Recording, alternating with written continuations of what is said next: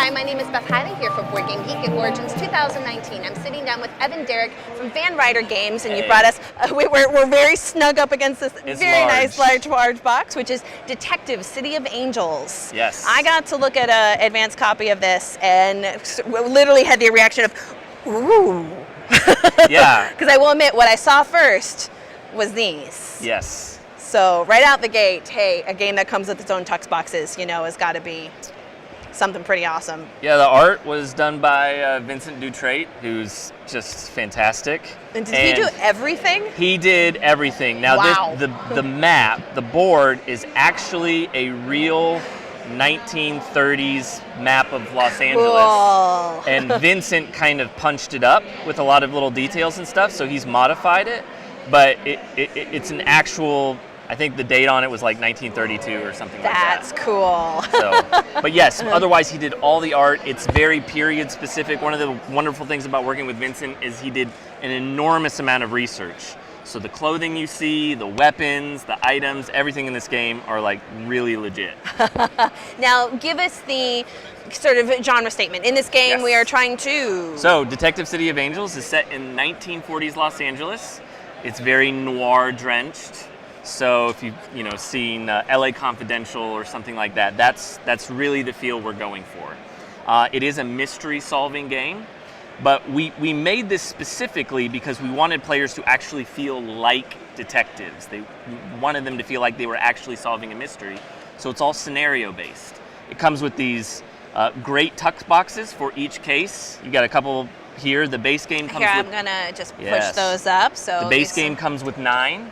But the expansion comes with 4 more. So there's 13 cases in total if you get the whole thing. And each case is a tightly constructed puzzle story dealing with all kinds of shady characters, gangsters, corrupt police officers. Everybody in this game is corrupt and awful. Terrible. Everybody's a suspect. Everybody, even if they didn't kill someone, they have something to hide. And I just want to point out these little taglines that are on here. The Black King, his future was bright until a killer took his head. I mean, what I liked about this too is, like with a legacy game or with an escape room game, they have these packs that say like, don't open. And even when you flip them over, it says, don't open, don't look here. I like that this was just a really simple but unique way of making sure that this information stayed private until you were ready. And we've got great little labels on the top, or where are they here? Oh, no. This was our slightly pre-production copy. So it looks just like this, but there's additional labels on the final version that say, stop, do not open until you're about to play. So plenty of warnings all the way through so that things don't get spoiled. And then let's just make sure to clarify for people that, are we competitive? Are we cooperative? So, Detective City of Angels can be played cooperatively. It can be played solo. It comes with this fantastic, huge paragraph solo book. So it can be played more similar to like Sherlock Holmes Consulting Detective. Yeah. But the game was intended to be played competitively. Because we're terrible people. That's right, we're all. The players step into the roles of corrupt detectives who are willing to do anything to solve the case and get all the glory for themselves. Let's go quick overview of how would a turn feel. So in the game, you're basically racing against the other detectives to solve the mystery first. And being all PIs and not any of these copper guys. Right. So you want to solve the mystery first. You'll have a number of actions you'll take. There's different moving around the city, questioning suspects, searching locations, getting kickback at mob joints, getting your dirty money that you need to bribe other cops, bribe other detectives, hire snitches to listen in on things. So all the detectives are trying to solve the mystery themselves, but what makes this game really unique and special is that all the detectives are facing off against a player called the Chisel. And the Chisel is kind of more of an abstract concept. They're not necessarily a role in the game, but they get to control how all the suspects answer questions. Interesting. And so when detectives, like let's say a detective wants to go and ask this guy up here, Charlie, and he wants to know about the victim who's killed, the Chisel has this amazing book. Yeah, here, which And we're going to try to flip. We don't want to spoil too much All for right, you. so we'll just do. So like this is the first case. And we won't zoom in. All right, we won't zoom in. So as you can see, there's a ton of different responses in this grid for every suspect, for every question. And the chisel gets to choose, do I want to give them the truth? Or do I want to have this suspect lie to them? And so in case if he wants to have Charlie lie, he would look up one of these red answers. Each answer has a little letter next to it, so that would be 1B. He would find card. There's like 4 responses on either side. Yeah. He would find card 1B. And He would slide it into this sleeve, and then he would pass that over to the detective. And that's the only thing the detective sees. And that's the only thing the detective sees. So now he has to figure out, all right, is this the best thing Charlie has to tell me about the victim, or is he hiding That something? seems kind of sketchy, or So- that rings true. Yeah. So then the detective has a chance to challenge this if they think they're being lied to. And there's a press your luck element.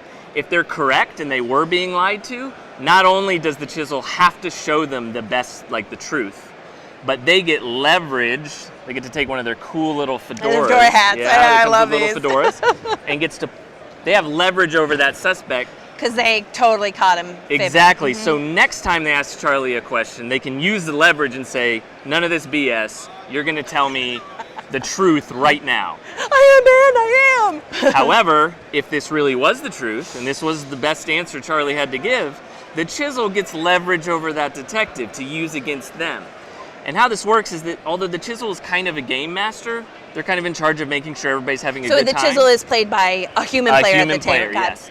The chisel can also win if none of the detectives solve the case. So there's a balance in there that to seed a few liars. Yes. To see if you can throw them off just enough. Or maybe one detective is really getting close, so and the you chisel pile might start. on. Yeah, like I'm going to work really hard to make sure that one isn't doing well. Or maybe one detective is struggling, and so the chisel's going to kind of lead them along and give them more of a helping hand. But by the end of the case, if the detectives haven't solved it, then the chisel will win. Now, of all these adventures, is there one that you would, either the game or you would recommend that somebody start with? Or is it really that you could dive into any one right out the Although gate? they all, for the most part, it's not like a continuous story. They're all isolated cases. We do recommend that you start at the beginning, which would be, it's called Blood on the Pier. I think it's right there. There we go. Yep, So that Blood on the Pier. And they're all rated by difficulty. So this would be... I'm sorry. We'll be cuddling soon by the silver moon. Yes, and that's actually a line from an old song. So I'm sure period appropriate song yes, too. Yes. Vincent and I we went back and forth on these little taglines, and we had a great time writing them. Oh So- my gosh, I feel like you should turn these into arts for your office, right? Art prints. Absolutely. I think this one is great for Murder at Sunset. He came to Sunset for love, but found blood instead. Is that a line from a song too? No, I just thought that was fun. It sounded really pulpy and dramatic. Let's talk a little bit about the fact that you guys have an expansion. Yes. Queued up like almost We immediately do have an as well. expansion. Bullets Over Hollywood. It comes with 4 new cases. Much more complex, much more involved, much more detailed. So some of the cases in the base game are not going to take you too long, and they're fairly simple, but the difficulty ramps up, and there are some amazingly detailed, complex cases in this one that are really challenging to solve. Do you personally have a favorite? I do. Which one, if you're willing to share? My favorite case is the final case in the base game, and it's called the Black King. The one that you noted here. Oh, look at that, which I totally did by accident. It actually starts. So Vincent did the art for this. Yeah. And I the loved backside it. Of that. Yeah. I loved it so much that I said I'm going to write a case that uses this art. What a great inspiration So for yeah, a he case. you just put this shoe in there, so that became a part of the case. And this guy is actually, it's kind of grisly. He's actually been decapitated. Well, yeah. Killer took his head. That's right, but you can't tell that from here. Well done. So, and it happens up behind this Hollywoodland sign. Do you know there's a quote from Sherlock Holmes that Watson at the beginning, I forget which story it was, but Watson was saying, we just solved the mystery of like the red shoe killer or the mystery of the red shoe, and you never know what that is. It's just this scene. And there's an author called Dennis McKiernan who said that it drove him nuts that you never knew what the red shoe was. So he started what he called dropping red shoes in his fantasy series. That's awesome. And sometimes he would pick them up and flesh them out and complete them, but in doing so would probably drop more red shoes. And I was like, oh, look at that. You totally did that in a mystery game. I would like to say that I knew that and did that on. Let's just say I did that on purpose. Let's just say you did that on purpose. Yeah, absolutely. It's an homage. Yeah, Evan, nice job. Well Very done. good, Beth. Man, you are so smart for catching that. No one has caught that yet, Beth. I'm impressed. Well, Evan, anything final that you want to just tell us that only you would be able to share as the mastermind of Detective? So, I mean, we talked about your favorite. I know, we talked about artwork. I love this game. I spent 5 or 6 years working on it. My wife, our car was broken into and her purse was stolen downtown. Yeah.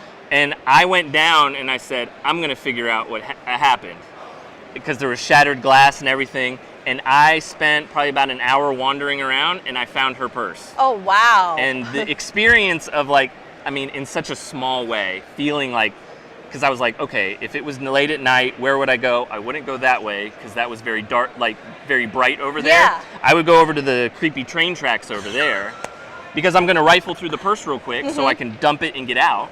And so I started, and sure enough, there was her purse over in the bushes. And granted, her wallet and everything was gone, but I found a bunch of other stuff, and she really liked the bag. So that experience for me I was just like, ooh, I got to be a little detective in real life was so enjoyable and fulfilling that I decided I want to make a game that can recreate that experience for other people. Man, I am really glad you shared that because what a great inspiration for developing a game, a personal one. Yeah. And I love the 1940s and noir and there you Los go, Angeles match made in heaven. All that.